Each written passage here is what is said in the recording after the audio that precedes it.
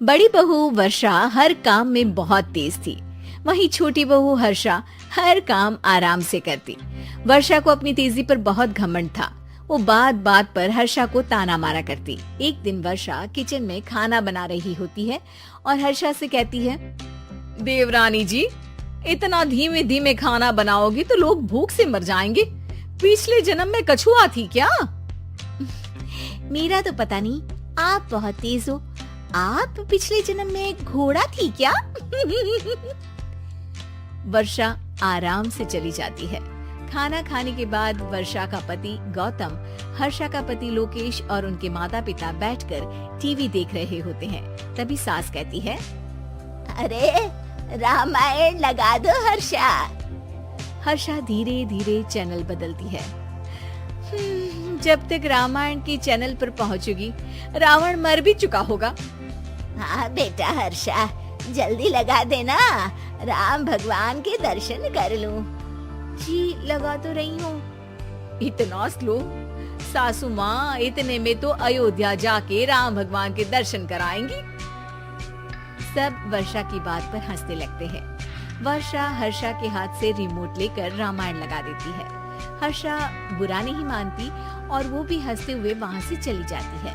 एक दिन हर्षा खाना खा रही होती है, तभी वर्षा वहाँ आके कहती है, अरे कितना धीमे धीमे खा रही हो। इतने में तो शादी में 100 लोग खाना खा लेते। आधे घंटे से खाना खा रही हो तुम। अरे खाने को चबा चबा कर खाना चाहिए। हाँ हाँ, आप तो चबा के भी खाती हो और दबा के भी। अरे आपको मेरे धीरे खाने से दिक्कत है या ज्यादा खाने से? अरे आप धीमे खाओ या ज्यादा खाओ, मुझे क्या। बस मैं ये कहने आई थी कि सुबह कुछ मेहमान आ रहे हैं, जल्दी उठ के खाना बना लेना, देर मत करना। साथ में बनाते हैं ना। तुम्हारे साथ बनाऊंगी तो स्पीड को 5वें गियर से पहले गियर पर ले आना पड़ेगा। अरे भाई, तुम्हारे साथ रहकर तो मेरी तेज रफ्तार पर भी असर पड़ेगा और मैं भी तुम्हारी तरह हौले हौले काम करने लगूंगी सब। ठीक है, मैं पराठे बना लूंगी और सब्जी बना लूंगी। आप चपाती बना लेना और दाल बना लेना। हाँ हाँ ठीक है, पर अलग अलग ही बनाएंगे। अगले दिन हर्षा जल्दी उठ के काम करने लगती है और वर्षा सुबह उठ के ये सोच के वापस सो जाती है कि काम तो वो तेज कर ही लेती है। अगर थोड़ी देर सो भी जाएगी तो भी हर्षा से पहले तो काम निपटा ही लेगी। हर्षा बेटा, आज भगवान के लिए थोड़ा जल्दी हाथ चलाना। हाँ, मेहमान आने ही वाले हैं। जी हाँ माँ, आटा गूंद लिया है, आलू उबल रहे हैं, पराठे बनाने ही वाली हूँ, फिर सब्जी भी बना लूंगी। इतने में ही वर्षा वहां आ जाती है। माँ जी, मेरा तो आप टेंशन ही मत लो, अभी उठी हूँ, लेकिन देखना खाना फटाफट राजधानी एक्सप्रेस की स्पीड से बना दूंगी। इतने में ही मेहमान आ जाते हैं। आइए आइए आइए, खाना बन ही रहा है, चाय बनवा लेती हूँ पहले आपके लिए। सास किचन में आती है। वर्षा, वो लोग आ गए, चाय बना दे जल्दी से। हर्षा को नहीं बोल रही क्योंकि वो तो सुबह की चाय देने में शाम कर देगी। चाय बन भी चुकी है माँ जी। वर्षा तेज ही नहीं, सबसे तेज है। अब चलिए मैं चाय लेकर आती हूँ। वर्षा मेहमानों के सामने चाय लेकर जाती है। ये हमारी बहू है वर्षा, तेज वर्षा कहते हैं इसको।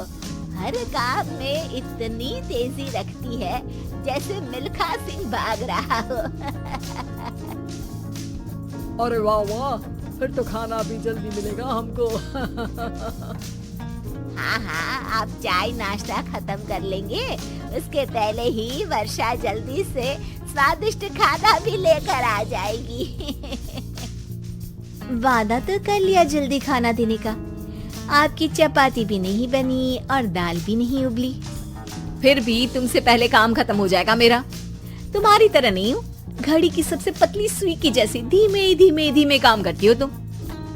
बस वर्षा अपने तेज हाथों से दाल कुकर में चढ़ाती है और आटा निकाल के गूंथने लगती है।